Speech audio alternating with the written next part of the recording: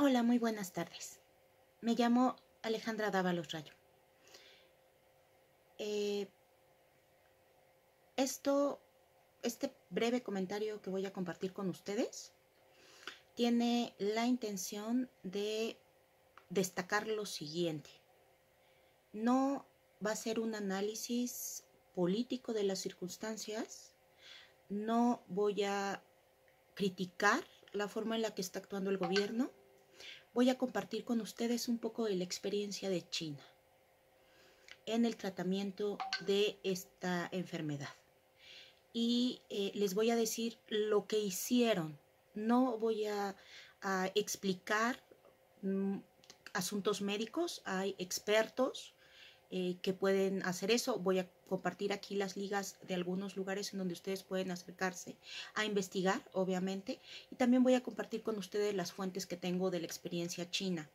Y en ese sentido, si ustedes están aferrados a esta idea de que se trata nada más de una guerra geopolítica entre China y los Estados Unidos por el control comercial del mundo, ahorren su tiempo. No es necesario que vean este video. Busquen otros contenidos más afines con sus intereses. Lo que les quiero compartir tiene que ver con que México ha entrado a la fase 3. El martes 24 de marzo se había decretado apenas la fase 2 y pues el día de ayer ya formalmente se ha tenido que reconocer que la cuarentena se va a hacer obligatoria, ¿no? Obviamente es muy probable que se siga haciendo una cuarentena escalonada por las condiciones de desigualdad social que tiene México. Sin embargo, también porque se trata, a pesar nuestro, en esta ocasión, de un gobierno con todas sus bemoles democrático. Y es por eso que me sentí animada a expresarles mi opinión particular, ¿no? No tienen que compartirla. Es una opinión que intento sustentar en algunos hechos que ustedes van a poder verificar en la liga, en la caja de descripción de este video.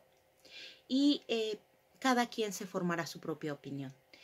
¿Qué es lo que les puedo decir de la fase 3? No es nada más que la cuarentena va a ser obligatoria, sino que por otro lado van a tener que otorgarse ayudas, entre otras cosas, para poder mantener a flote una economía que está apoyada casi en el 100%, bueno, no en el 100%, pero más de la mitad de los trabajadores de este país dependen de fuentes de ingreso informales. Así que el plan de presidencia es tratar de ayudarlos a ellos. No voy a detenerme mucho en explicar en qué lo que ya ha comentado sobre todo Claudia Sheinbaum, que es la primera que ha dado el anuncio para la Ciudad de México. Aquí abajo también van a encontrar la liga para poder ver el anuncio de ella, de la fase 3. Ya si lo quieren ver, bueno, pues pueden hacerlo. Vuelvo a lo que les decía. ¿Qué sucedió en China una vez que se entró a la fase 3? La fase 3 es aquella fase que se hizo famosa porque el gobierno de China construyó un hospital, construyó un par de hospitales, perdón, en la ciudad de Wuhan en 2 días. Sin embargo, a partir de ese momento, no solo la etapa de contagio se disparó, la tasa de contagio, perdón, se disparó. Y no había camas, no había insumos, no había personal médico suficiente para hacer frente a la situación. Es en ese momento cuando el gobierno chino, que ya había tomado medidas severas, ¿no? Es decir, el impedir el traslado de las personas de una provincia a otras, como actualmente todavía lo podemos hacer aquí, ¿no? Si ustedes quieren salir corriendo de la Ciudad de México al Estado de México, lo pueden hacer aún. Y es muy probable que lo puedan seguir haciendo. porque la experiencia china tampoco funcionó al 100%. Les tomó más de 90 días y una cuarentena que se va a extender por lo menos 30 días más a partir del 12 de abril, contenerlo y decir que lo tienen bajo control. Poder decir a la OMS que lo tienen bajo control y poder enviar personal para apoyar en Europa.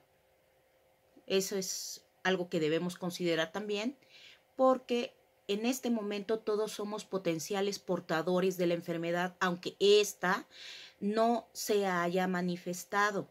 La fase 3 quiere decir que ya cualquiera puede infectarse, cualquiera puede infectar.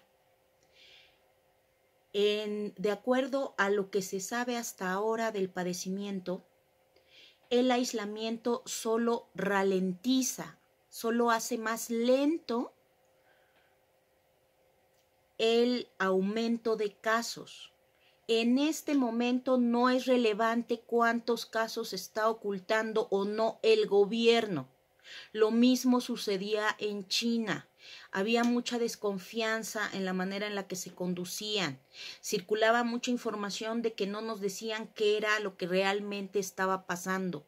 Y ese miedo provocó que toda la gente que vivía en China con ciudadanía extranjera corriera a sus países de origen. Los resultados no necesito compartírselos. Muchos de ustedes saben que cuento afortunadamente con gente que amo dispersa alrededor del mundo.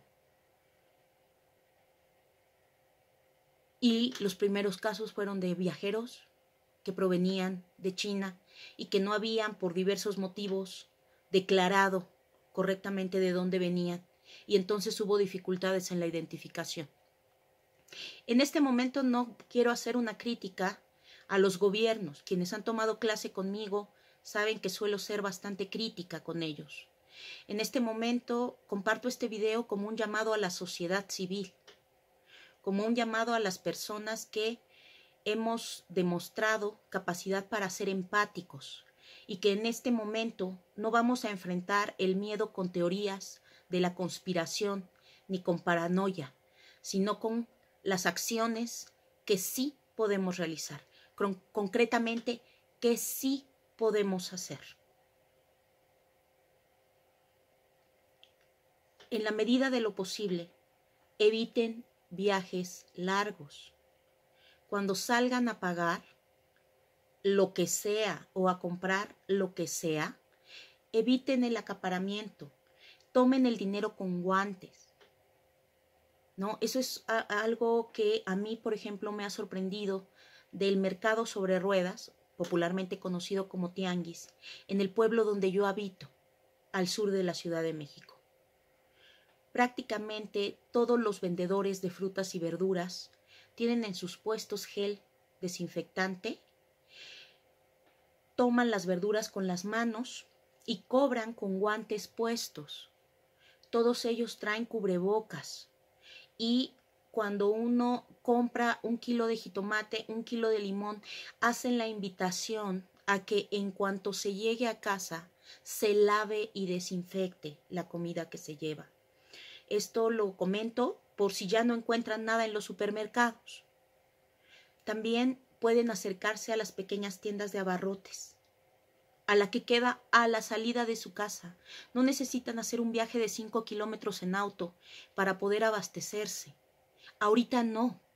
Ahorita cualquier traslado representa un riesgo.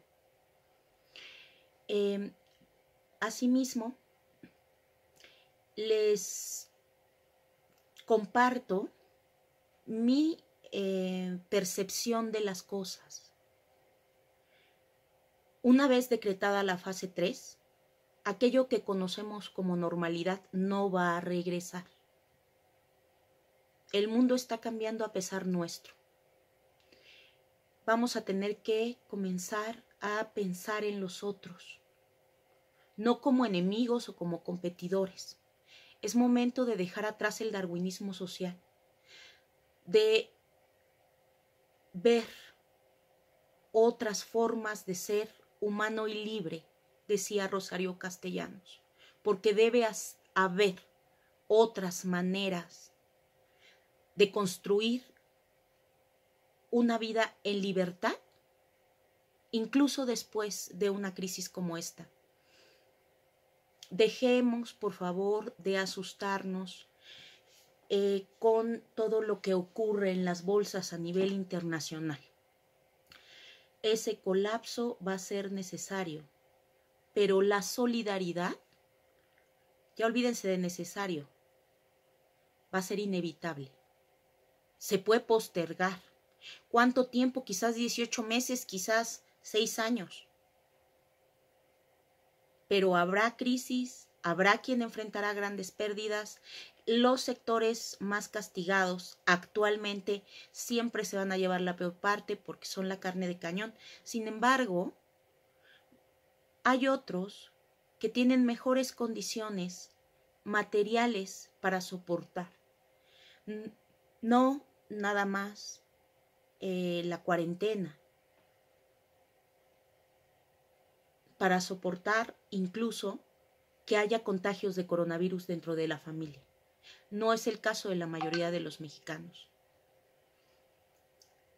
De verdad, hago un atento llamado a que dejemos de contar los casos y tomemos acciones para evitar la propagación del padecimiento en la medida de las posibilidades de cada uno.